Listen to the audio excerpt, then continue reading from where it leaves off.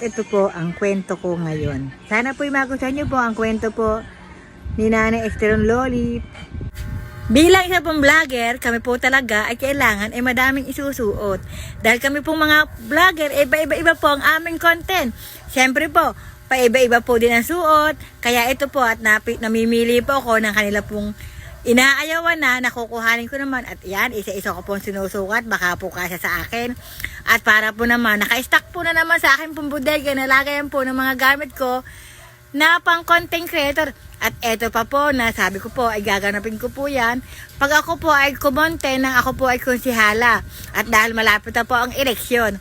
At eto po ang isa pa pong mapakikita ko po sa inyo, yung pong mga damit na talaga pong kailangan sa amin pong pagka-content. Namili po ako pero wala po akong napili. At dito po naman sa amin, ipakikita ko po naman po sa inyo ang mga gamit ko na ginagamit ko po sa araw-araw na aking pong pagka-content na itinatago ko po. Pagkatapos po ni Nanay Esteron Lolit mag-content, tara samahan niyo po ako. At ito po ang mga pang-content ko po na minsan po nagagamit ko po yan na hindi ko na po ipinakikita sa akin pong mga screen, sa akin pong mga video, pero nagagamit ko po yan. At ayan po. Para po tayo artista na po. Kasi po, isa pong content creator, maihahalin tulad nyo na po rin sa isang artista.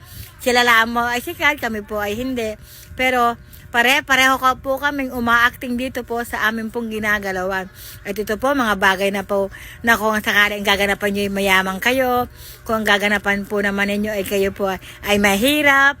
Marami po akong abubot na nakatago po. Sa ko pong, yung kung tinatawag po namin para pong kwarto na nakalagayan ko po na ginagawa ko pong imbakan. At eto po, tara, samahan niyo ako.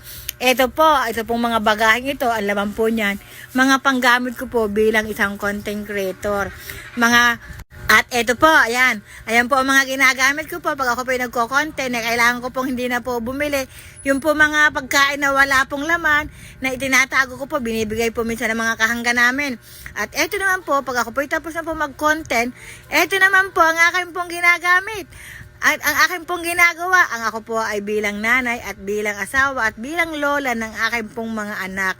Pagkatapos ko po mag-content, nagluluto po naman si Nanay Esteron Lolit na obligasyon po namin bilang nanay, bilang lola at bilang asawa.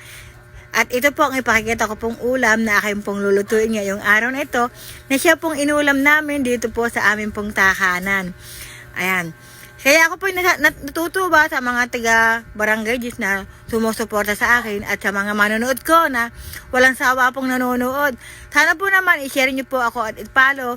Marami pong salamat sa nagmamahal kay Nanay Esteron Lolit. Siya mula po sa puso ni Nanay Esteron.